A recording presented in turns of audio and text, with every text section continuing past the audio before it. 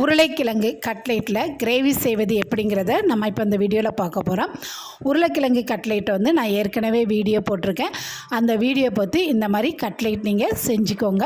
இப்போ கிரேவி எப்படி செய்யலாங்கிறத பார்க்கலாம்.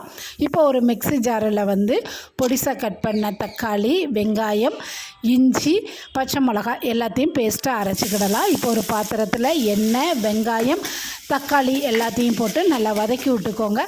ஒரு ஸ்பூன் சிக்கன் மசாலா, வத்தப்பொடி, காஷ்மீர் சில்லி எல்லாத்தையும் போட்டு நல்லா கலந்து விட்டு நம்ம அரைச்சி வச்சுருக்கிற மசாலாவையும் போட்டு கிரேவிக்கு தேவையான அளவு தண்ணி, தேவையான அளவு உப்பையும் போட்டு ஒரு 5 நிமிஷம் நல்லா பச்சை வாசனை போகிற அளவுக்கு வந்து நம்ம இதை வந்து கொதிக்க வச்சு எடுத்துக்கிடலாம். இப்போ மசாலா எல்லாம் நல்லா கொதித்ததுக்கப்புறமா நம்ம ரெடி பண்ணி வச்சுருக்கிற கட்லெட்டை வந்து லோ ஃப்ளேமில் ஒரு 10 நிமிஷம் வேக வச்சு எடுத்தீங்க அப்படின்னா சுவையான கட்லெட் ரெடி ஆகிட்டு கடைசியாக கொத்தமல்லி இலை தூவி இறக்குனீங்கன்னா சூப்பராக இருக்குங்க. இதை வந்து சாதத்து கூட வச்சு சாப்பிட்றதுக்கு நல்ல அருமையாக இருக்கும். கண்டிப்பாக நீங்களும் இந்த மாதிரி ட்ரை பண்ணி